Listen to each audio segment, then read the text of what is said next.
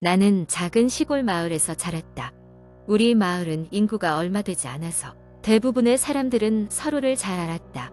마을 한가운데는 오래된 정자가 있었는데 이곳은 평일 낮이면 어르신들이 모여 앉아 이야기를 나누고 아이들은 뛰어노는 평화로운 장소였다.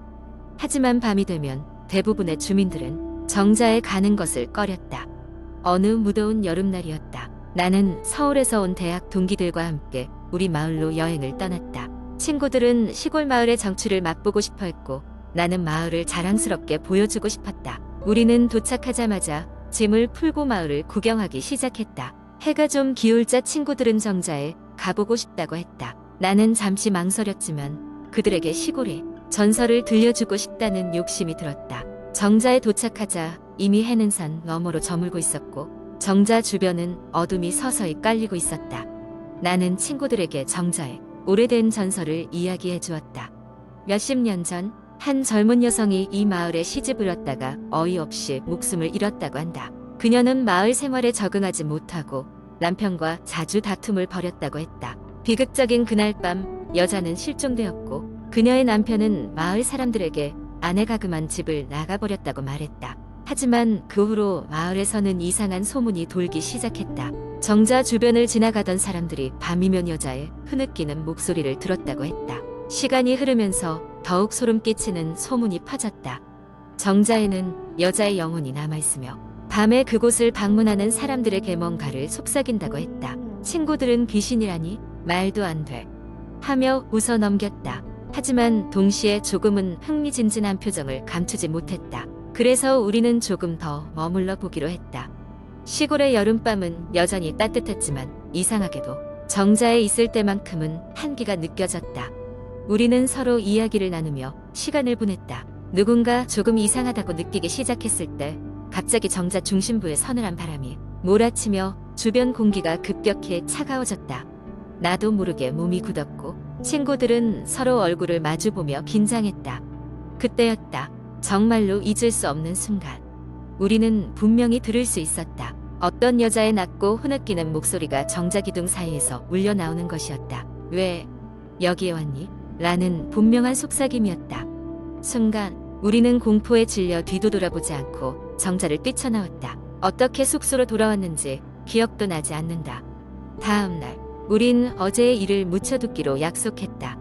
친구들은 그냥 바람 때문에 착각한 거야 라며 애써 웃어 보였다. 하지만 나는 정자에 다시 가볼 엄두를 내지 못했다. 그 후로 마을 사람들과 이 이야기를 나누게 되었는데 그들은 하나같이 그 흐느끼는 소리를 들은 적이 있다고 했다. 몇 년이 흐른 지금도 가끔씩 마을에 갈 때면 머리 한쪽에는 느나 그 여자의 목소리가 떠오른다. 아마도 그날 본 것과 들은 것은 우리의 상상 속에서 만들어진 허상이었겠지만 그 순간의 싸늘한 바람과 여자의 목소리는 아직도 생생하다. 이제는 내가 친구들에게 당시의 이야기를 풀어놓으며 시골의 전설을 이어가고 있다. 혹시나 그 말을 믿는 사람이 있다면 조심하라고 충고하면서 말이다. 알 수 없는 미스터리가 가득한 우리 시골 마을의 정자에는 여전히 무언가가 남아있을지도 모른다. 두 번째 이야기. 어두운 겨울밤 차가운 바람이 창문 틈 사이로 스며드는 서울 외곽의 작은 마을이 있었다. 그 마을에는 오래된 흉가가 하나 자리 잡고 있었다. 주민들은 그곳을 귀신 나오는 집이라 부르며 밤이면 그 근처는 얼씬도 하지 않았다. 하지만 그 집에 얽힌 구체적인 이야기를 아는 사람은 드물었다. 몇 년 전 대학교에 다니던 4명의 친구들 지훈, 민준, 소희, 그리고 은지가 있었다. 이들은 모두 도시에 살고 있었지만 그날 밤 흥미로운 무언가를 찾아 외곽으로 나가보기로 했다. 자연스럽게 그 흉가가 화제에 올랐다.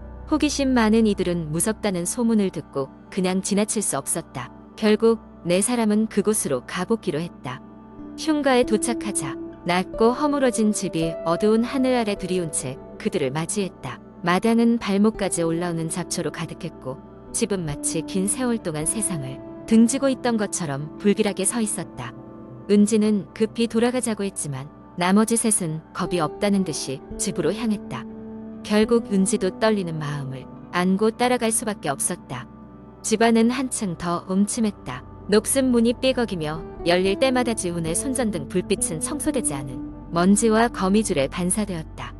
각 방을 돌아다니며 소소한 모험을 즐기던 그 순간 민준이 2층으로 연결된 계단을 발견했다. 상층으로 올라가 보기로 한 그들은 조심스럽게 한 발자국씩 걸음을 옮기기 시작했다. 2층은 더 이상한 기운이 감돌았다.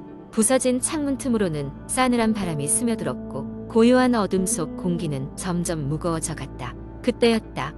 소희가 갑자기 멈춰섰다. 그녀의 눈은 한 구석을 가리키고 있었다. 다른 이들도 그 시선을 따라가자 그들은 그곳 벽에 기괴한 낙서들을 발견했다. 누군가 손톱으로 새긴 듯 깊게 패인 흔적이었다. 보이는 것은 단순한 모양들이 아니었다. 하지만 그 의미를 이해하기는 힘들었다. 그때 다시 불길한 소리가 들려왔다. 이번엔 바닥에서였다. 뭔가 떨어지는 소리 혹은 끄르륵 대는 마찰음이 들렸다. 지우는 용기를 내어 전등을 바닥에 비추었고 그들은 오래된 나무 판자 사이로 붉은 액체가 뚝뚝 떨어지고 있는 걸 발견했다. 은지는 비명 한 번 지를 새도 없이 뒤로 물러서며 손으로 입을 틀어막았다. 빨리 나가자. 민준이 외쳤다. 그들은 다시 계단 아래로 달려 내려가기 시작했다. 하지만 더 이상 평온한 보폭을 유지할 수 없었다. 갑자기 집이 그들을 잡아 끌며 놓아주지 않을 것처럼 느껴졌다. 각자 무언가에 쫓기듯 움직였다. 1층에 도착했을 때 그들은 안도의 숨을 쉴 새도 없이 입구를 향해 내달렸다. 집을 빠져나와 마당에 이르자 고요하고도 차가운 바람이 그들을 맞이했다. 그제서야 그들은 멈춰섰다. 저 멀리서 경찰차의 사이렌 소리가 들려왔다. 무언가 잘못됐음을 직감한 은지가 미리 신고를 해두었기 때문이었다. 경찰이 도착했을 때 아이들은 그 집에서 본 모든 것을 설명했다. 그러나 경찰은 아무런 증거도 찾지 못했다. 그들이 본 붉은 액체도 계단에서 들었던 소리도 전혀 발견되지 않았다. 사람들은 아이들이 그저 심한 장난을 쳤거나 과도한 상상력을 발휘한 것이라고 여겼다. 그날의 사건은 그들 마음속에 깊이 박혀버렸다. 그리고 시간이 지나도 누구도 그날의 경험을 잊지 못했다. 특히나 그들에게는 결국 무언가 경고의 신호였다는 불길한 느낌이 남아있었다. 그 후로도 가끔씩 끔찍한 악몽 속에서 헤어나오지 못하는 날들이 이어졌다.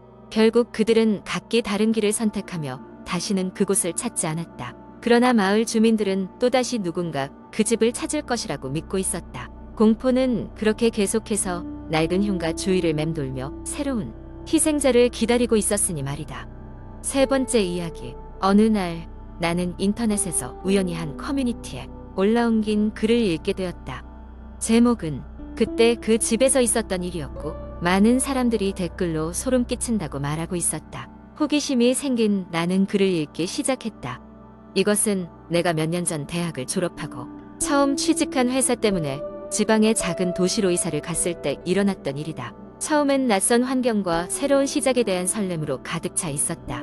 하지만 그 설렘은 곧 불안을 동반하게 되었다. 회사 근처에는 집세가 저렴한 고택이 있었다. 꽤 오래된 집이었지만 관리가 잘 되어 있었고 무엇보다 넓고 쾌적하여 이 집을 선택하게 되었다.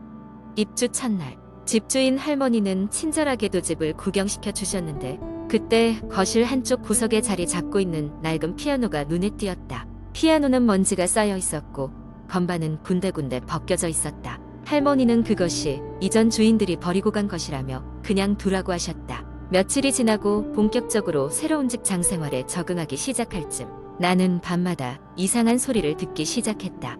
피아노 소리였다. 처음에는 바람 소리가 집 안을 흘러다니다가 피아노 줄에 부딪히는 것이라 생각했다. 하지만 소리는 점점 선명해졌고 마치 누군가 피아노를 연주하는 것처럼 들렸다. 더욱 이상한 것은 그 소리가 늘자정이 넘어서 시작된다는 것이었다. 하루는 회식 때문에 늦게까지 술을 마시고 집에 돌아왔는데 여느 때와 같이 피아노 소리가 들려왔다. 평소보다 더 뚜렷하고 강렬했다. 호기롭게도 나는 그 소리에 이끌려 거실로 나가 보기로 결심했다. 방에서 나와 거실로 들어설 때 피아노 소리는 멈췄다. 마음을 가다듬고 피아노 쪽으로 걸어갔다. 가까이 다가가 보니 피아노 뚜껑이 살짝 열려 있는 것이 보였다. 호기심 반 두려움 반으로 뚜껑을 열어보았다. 안에는 노란색 빛바랜 종이가 놓여 있었다. 그 위에는 조심스럽게 쓰인 피아노 악보가 있었고 제목은 마지막 이별이었다. 혹시나 하는 마음에 나는 그 악보를 따라 건반을 눌러보기로 했다. 처음엔 서툴렀지만 익숙해지면서 멜로디가 점점 형체를 갖춰갔다. 소리는 곧 나를 감싸 안았고 순간 집안의 분위기가 변하는 것을 느꼈다. 뭔가 설명할 수 없는 중성적인 기운이 감돌았다. 그 순간 거실 벽에 걸린 오래된 시계가 자정을 알렸다. 그리고 갑자기 거실 창문이 바람에 흔들리며 크게 열렸다. 차가운 공기가 쓸려 들어왔고 그와 동시에 피아노 소리가 다시 들리기 시작했다. 하지만 이번에는 나의 손이 아니라 내 뒤에서 누군가가 연주하는 것처럼 들렸다. 뒤돌아볼 용기가 없었던 나는 얼어붙은 채 그 자리에 서 있었다. 그리고 갑자기 암흑 속에서 작고 차가운 손이 내 어깨를 스치는 느낌이 들었다. 놀라서 뒤를 돌아보았지만 아무것도 보이지 않았고 피아노 소리도 멈추어 있었다. 그날 이후로 나는 그 집에 더 머무를 수 없었다. 급히 짐을 싸서 친구 집으로 거처를 옮겼고 얼마 후 다른 집을 구해 이사를 갔다. 후에 들은 소문에 의하면 그 집은 오래전부터 악명이 높았다고 한다. 이전 주인 중 피아노 연주를 좋아하던 한 여성이 사망한 이후로 그 영혼이 아직도 그 집에 남아 피아노를 연주하는 것이라는 이야기가 전해 내려오고 있었다. 그 집에서 살던 사람들은 비슷한 경험을 했고 대부분 얼마 못 가 집을 떠났다고 했다. 지금도 그때만을 떠올리면 소름이 돋는다. 그리고 그 밤 이후로 나는 한 번도 피아노를 치지 않게 되었다. 내가 그 경험을 통해 확신한 것은 이 세상에는 우리가 이해할 수 없는 것들이 존재하는 것 같다는 것이다. 그리고 그러한 경험들은 때때로 그곳에 있는 사람들에게 자신을 드러낸다. 물론 그 집의 피아노가 정말로 초자연적인 존재의 소행이었는지는 알 수 없다. 하지만 그때의 섬뜩한 느낌은 아직도 생생하다.